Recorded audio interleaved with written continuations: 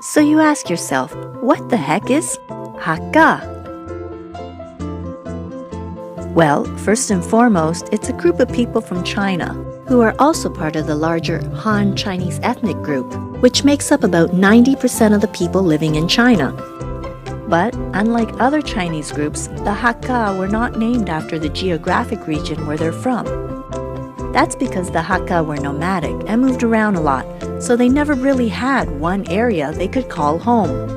Other ethnic groups recognized they were outsiders when they moved into a region, so they came up with the word Hakka to describe them, which translates to guest family. It's thought that originally the Hakka people came from north-central China, but for many different reasons like invasions, famine, political and religious uprisings, there ended up being a series of 5 major migrations southward, spanning a time period of about 1,500 years. Then, for a whole other set of reasons around the world, such as the need for laborers in the Caribbean after the abolition of slavery, the discovery of gold in California, the building of the Panama Railroad, the war with Japan, and rebellions against Christians and other foreigners, the Hakka people had to leave China and started to venture out to all parts of the world.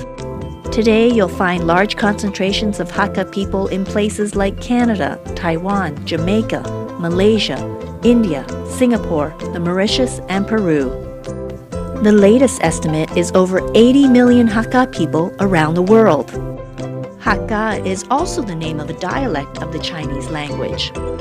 But not all Hakka sounds the same. There are over 10 different regional dialects, not only different because of the Chinese region of origin, but also affected by the international migrations.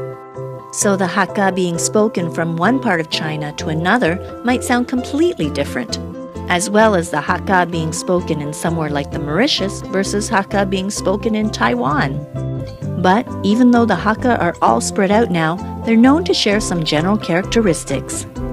The biggest part of the Hakka identity is their ability to adapt.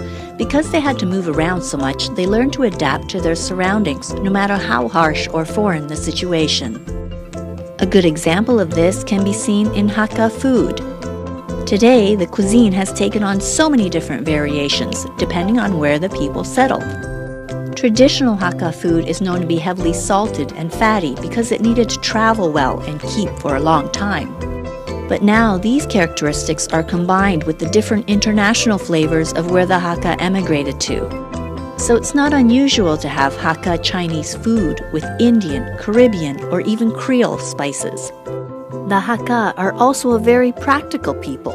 They didn't have many luxuries and had to work hard to carve out an existence, so they didn't mess around when it came time to get the job done.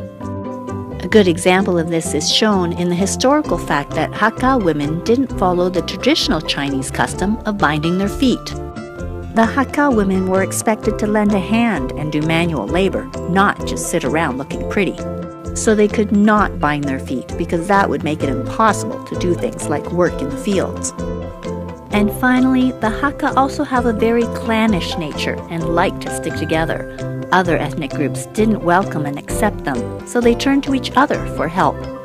They lived in walled villages and even developed a unique form of housing called a tulo, which is a large circular building made from rammed or packed earth.